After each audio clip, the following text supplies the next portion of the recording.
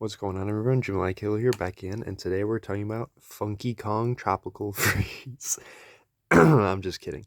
This is actually the reverse cover, which looks pretty cool, as you can see, since Funky Kong is a new added character to the Switch version of Donkey Kong Country Tropical Freeze. The reverse cover shows Funky Kong on here instead of Donkey Kong and Co. Now,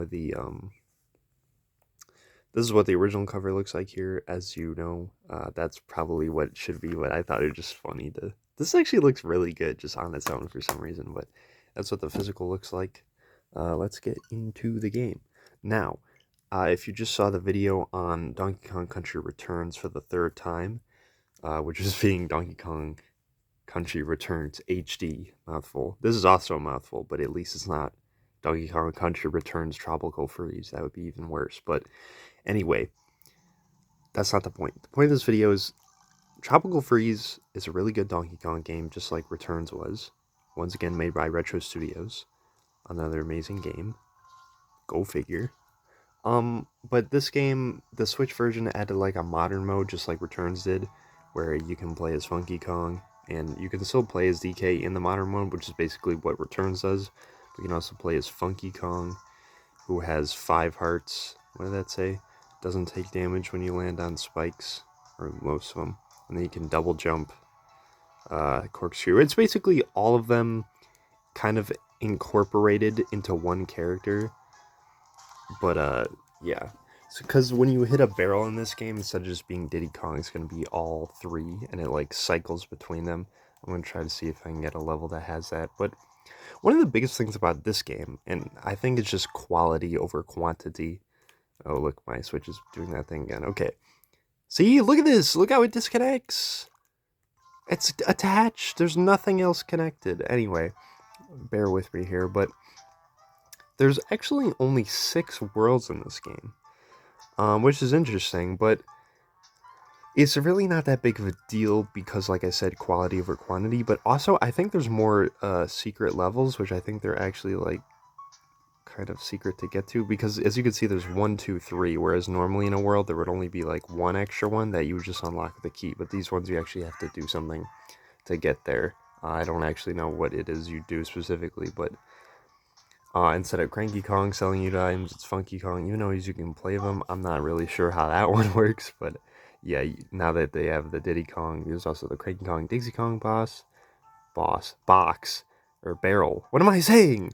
There's a couple of other like collectible things you get specifically. You can buy stuff in bulk. There's less limited. Makes it a little bit easier, at least in this modern mode, particularly. But also something else I wanted to say is this is the first time you could play as Donkey Kong as player 1, while also having Dixie and or Cranky like in the game as a player 2, or your extra bonus Kong that you're playing, not just Donkey Kong Diddy Kong, because Donkey Kong Country 2 had Dixie, but you didn't play as Donkey Kong. Not that it really matters, it's just something I thought was cool to mention. This is the first level in the game, you just get shot out of a cannon over here, and you just gotta make your way through the world until you get back to your home, which the original world from the first game is in this game. It's just all covered in ice, and they have references to each world because there's like a level for each world that was in Returns, which I think is pretty cool. So, music in this game as well, more unique and new from the first Returns, but yeah, more good stuff, good visuals as well since it was on the Wii U. Dude, I need a Switch 2 badly, man.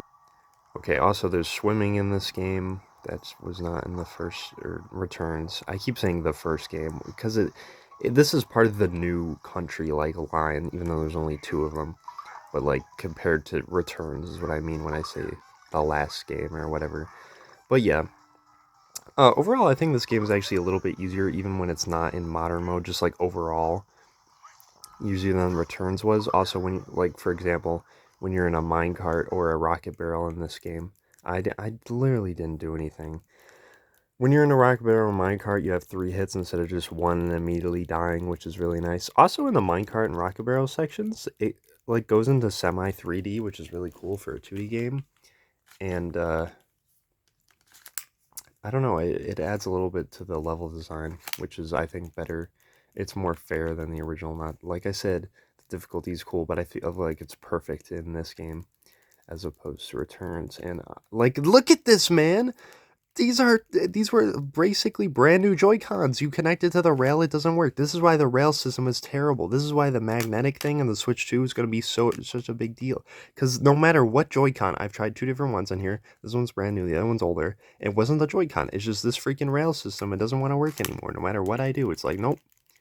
You can't connect. It has to be wirelessly. This is why I don't play in handheld mode at all, because this happens. This is turning into a tangent video, man. It's ridiculous. You're seeing it firsthand. Like, I don't know, man. I could try to show you a game, and Switch doesn't want you to let me do that. I don't even remember what I was saying. I was just off on a tangent.